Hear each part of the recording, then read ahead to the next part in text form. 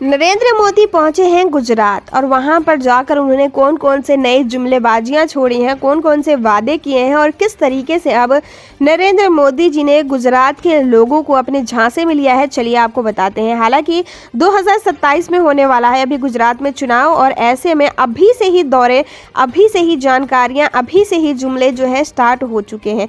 दोस्तों ये अभी शुरुआत है, अभी सिर्फ नरेंद्र मोदी जी पहुंचे हैं और अब इनके बाद जो है राहुल गांधी पहुंचेंगे। अभी आप आज की इस वीडियो में सुनिए कि नरेंद्र मोदी जी ने क्या क्या बातें कही हैं सूरत वालों से, क्या क्या वादे किए हैं गुजरात वालों से। तो चलिए दोस्तों, आपका बिना टाइम वेस्ट किए वीडियो को आगे बढ़ाते हैं।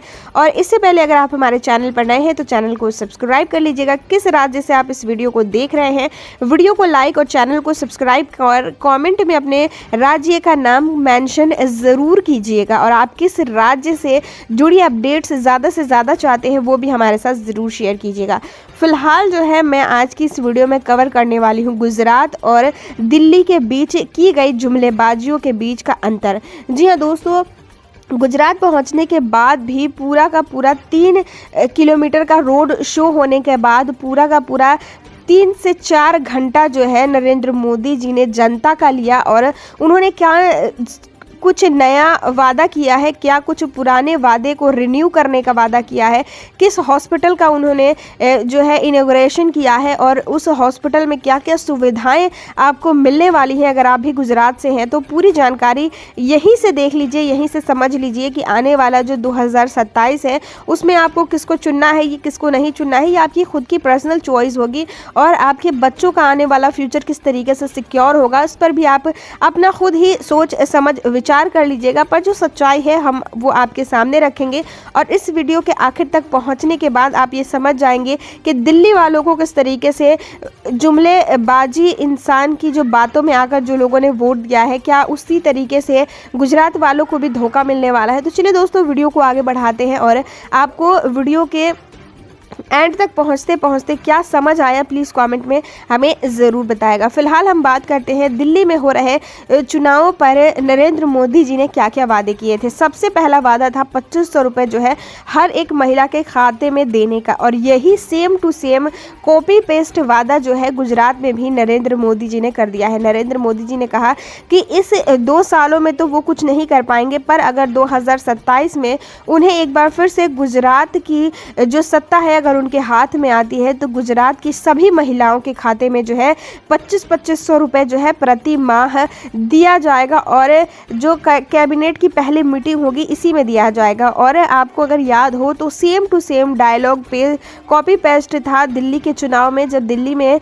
नरेंद्र मोदी जी ने अपनी पार्टी की, अपनी चुनाव की जो प्रचार कर रहे थे, जब उन्होंने भाषण दिया था तो ये पहला उनका मुद्दा था कि वो जो है दिल्ली की महिलाओं के खाते में जो है 2500 रुपये जो है वो उनके खाते में 2500 रुपये 8 मार्च से पहले पहुंचा देंगे। और 8 मार्च गुजर चुका है और दिल्ली की किसी भी सिंगल महिला के खाते में 1 रुपया भी नहीं आया है। और ऊपर से रेखा गुप्ता जी ने ये कह दिया है कि जो सरकार की झोली है वो पूरी तरीके, तो ये पुराना जो कॉपी पेस्ट वादा था वो अब दिल्ली से उठकर अब गुजरात में दे दिया गया है। हालांकि इससे पहले भी गुजरात में काफ़ी समय से जो है बीजेपी की ही सत्ता रही है। ऐसे में इस तरीके के जुमलों की ज़रूरत नहीं है गुजरात के लोगों को, क्योंकि जिस तरीके के रोड शो में लोग दिखे हैं, जिस तरीके से लोगों ने प्रधानमंत्री श्री नरेंद्र मोदी जी का वेलकम किया है, जिस तरीके से लोग उनका स्वागत कर रहे थे, कहीं ना कहीं ये चीज़ें देख कर ये साफ होता है कि इस तरीके के जुमलों की तो ज़रूरत बिल्कुल भी नहीं है गुजरात के लोगों को। क्योंकि जो एक सोशल मीडिया पर एक बहुत ही ट्रेंडिंग सा जो एक हैशटैग है अंधभक्त का, वो हैशटैग जो है कहीं ना कहीं जो लोग पसंद करते हैं अपने देश को, जो लोग बीजेपी को पसंद नहीं करते हैं वो लोग जो है अब कॉपी पेस्ट कर रहे हैं सोशल मीडिया पर। दोस्तों ये हमारा वर्ड नहीं है, जो ये वर्ड जो है वो इंस्टाग्राम के कमेंट से उठाया है मैंने। और आपको बता दें कि लगातार बीजेपी के जो रोड शोज़ हो रहे हैं उसमें जो लोग सपोर्ट कर रहे हैं उन लोगों को जो है देश के जो नागरिक हैं, अलग जो नागरिक हैं, वो लोग जो है इन लोगों को ये नाम दे रहे हैं। अब दूसरे वादे के बारे में बात करते हैं।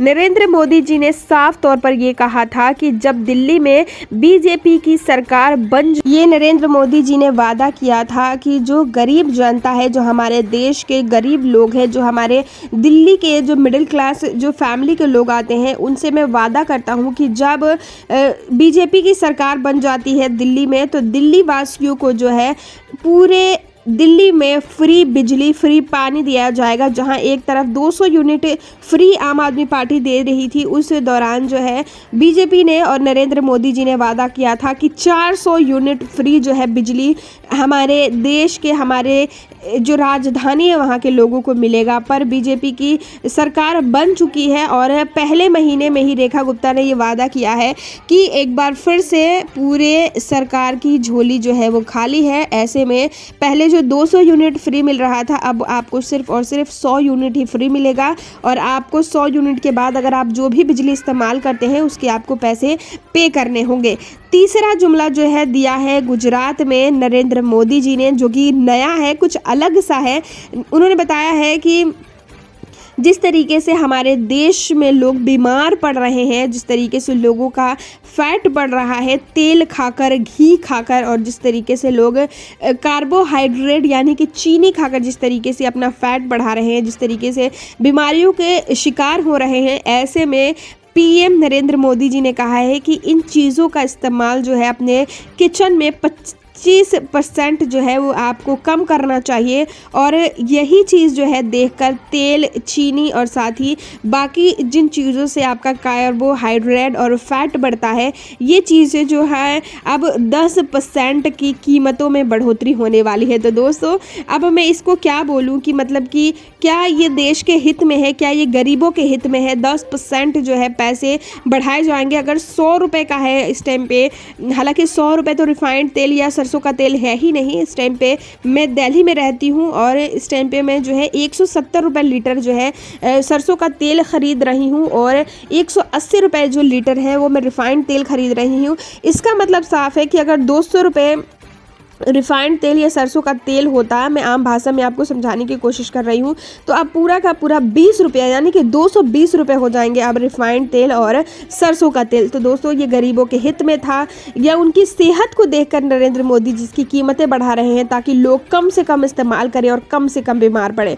दोस्तों इसके बारे में मैं कुछ भी नहीं कहूँगी, आप प्लीज़ कॉमेंट कीजिए और आप अपनी राय मेरे साथ ज़रूर शेयर कीजिएगा। ये जो कुछ चुनिंदा टॉपिक्स हैं जिन्होंने को मैंने उठाया है गुजरात के पूरे ओवरऑल जो कार्यक्रम चला, जो जुमलेबाजियाँ हुई, बाकी जो चीज़ें थी वो पूरी तरीके से बेबुनियाद थी, पूरी तरीके से जो है मैं बोर हो चुकी थी।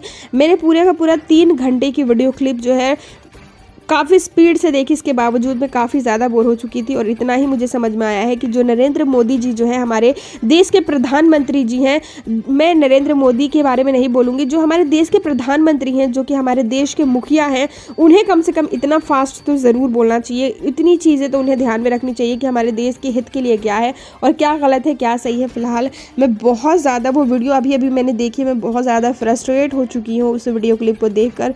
फ़िलहाल आपकी जो राय है प्लीज़ कमेंट में ज़रूर शेयर कीजिएगा और आपके हिसाब से आपको क्या लगता है कि हमारे पूरे देश के ओवरऑल सबसे बेस्ट पीएम कौन से हो सकते हैं और किसको बनना चाहिए? प्लीज़ कमेंट करके ज़रूर बताएगा। मेरे हिसाब से इस टाइम पे मैं ध्रुव राठी की बहुत बड़ी फ़ैन हो चुकी हूँ और ध्रुव राठी जो है इस टाइम पे जिस तरीके की बातें करते हैं, जिस तरीके की चीज़ें हो रही हैं, या फिर मैं केजरीवाल को सीधा सीधा सपोर्ट करती हूँ, क्योंकि केजरीवाल जिसने पूरे दिल्ली का नक्शा बदला है, जिस तरीके से उन्होंने स्कूल, कॉलेज और जिस तरीके से हॉस्पिटल्स की मरम्मत की है, जिस तरीके से सारी सुविधाएं मिली हैं, कहीं ना कहीं काबिले तारीफ़ है। तो दोस्तों आपके फेवरेट जो है नेता कौन से हैं प्लीज़ कमेंट करके हमें ज़रूर बताएगा। और मैं आपसे एक और चीज़ पूछना चाहूँगी कि अगर आप भी प्रधानमंत्री के फ़ैन है या फिर अगर आप किसी भी तरीके से नरेंद्र मोदी जी को फॉलो करते हैं, तो आपको उनकी स्पीच सुनकर कैसा लगता है, उनकी बातें आपको सुनकर कैसी लगती हैं, उन बातों में कितनी सच्चाई होती है, प्लीज़ हमें ज़रूर बताएगा। हालांकि मैंने इससे पहले एक वीडियो ज़रूर क्रिएट की है, अगर आपने नहीं देखा होगा तो उसका जो लिंक है आपको डिस्क्रिप्शन में या आई बटन में दे दूँगी, या फिर आप प्लीज़ कॉमेंट में या फिर आप चैनल में घुसकर आप मेरी इस वीडियो को ज़रूर देखिएगा। झूठ और सच के बीच का जो फासला है, जो झूठे लोगों के बीच लोग जो भागते हैं और सच्चाई की जो लोग कदर नहीं करते हैं, वो उस पर मैंने एक छोटी सी वीडियो बना रखी है। अगर आपको थोड़ा सा भी टाइम हो तो आप प्लीज़ उस वीडियो को ज़रूर देखिएगा। ये मेरा पर्सनल एक्सपीरियंस है, क्योंकि मैं एक यूट्यूबर हूँ और मैंने सच बोलकर कितने लोगों को अपनी तरफ बुलाया है और झूठ बोलकर अपनी तरफ कितने लोगों को बुलाया है, इसके बारे में मैंने एक्सप्लेन किया है। हालांकि अपना एक्सपीरियंस, अपनी बातें लोगों तक पहुंचाना काफ़ी थोड़ा सा गलत था, मतलब कि थोड़ा सा ऑकवर्ड था कि जो मैंने किया उसके लिए मैं कहीं ना कहीं अपने आप को दोषी मानती हूँ कि लोगों का मैंने बहुत टाइम वेस्ट किया है।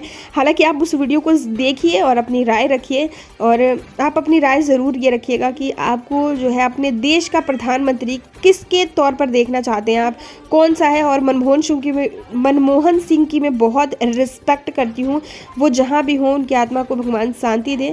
उनकी निगरानी में जिस तरीके से हमारा देश चला बहुत ही ज़्यादा उम्दा था, और जिस तरीके से अभी रुपया गिर रहा है, डॉलर बढ़ रहा है, बहुत सारे मुद्दे हैं गाइज। जिस तरीके से अमेरिका से हमारे देश के नागरिक जो है एक चोर और चक्के की तरह जिस तरीके से लेकर आ गए। हालांकि आपको यकीन नहीं होगा, नेपाल ने अपने बंदों को बुलाने के लिए, मतलब अपने लोगों को बुलाने के लिए अपनी खुद का एरोप्लेन भेजा, पर हमारे देश के नरेंद्र मोदी जो है जंगल सफारी देखने में व्यस्त हैं। दोस्तों बहुत सारी चीज़ें हैं, मैं पूरी भर चुकी हूँ, मैं कितना बोलूँ, मैं थक चुकी हूँ इन चीज़ों को देखकर। आप अपनी राय रखिए, और मैं बहुत छोटी यूट्यूबर हूँ तो प्लीज़ सपोर्ट करते रहिएगा। और मैं अपनी खुद की पर्सनल राय रखती हूँ, और किसी भी तरीके से किसी को भी ठेस पहुँचाना, किसी की भावनाओं को ठेस पहुँचाना मेरा कोई ऐसा मुद्दा नहीं है, कोई ऐसी एक्सपेक्टेशन नहीं है। हर किसी की अपनी पसंद होती है। अगर आप नरेंद्र मोदी जी को फॉलो करते हैं तो वो आपकी पसंद है, मैं नहीं पसंद करती हूँ तो ये मेरी पसंद है। मतलब हर किसी की अपनी अपनी पसंद होती है। और बस मैं इतना ही बोलूँगी कि अगर आपको बुरा लगा हो तो लगे यार, क्योंकि जो मैं चीज़ें कह रही हूँ कहीं ना कहीं उसके बारे में सोच के देखिए। और कमेंट में गाली बिल्कुल भी नहीं देना है, मैं बता देती हूँ क्लियरली। मैंने नरेंद्र मोदी जी को बोला है, हमारे देश के प्रधानमंत्री हैं वो, और उनके बारे में बोलना जो है हर किसी का जो है अपना लोकतांत्रिक अधिकार है। अगर हमें कोई पसंद नहीं है तो हम पसंद नहीं करेंगे। अगर आपको मेरी बातें पसंद नहीं आती है तो आप हमारे चैनल को अनसब्सक्राइब करके जा सकते हैं, बिल्कुल भी मुझे बुरा नहीं लगेगा, आप जा सकते हैं, आप मेरे चैनल को अवॉइड कर सकते हैं। तो वीडियो को लाइक, चैनल को सब्सक्राइब ज़रूर कर लीजिएगा। Thank you.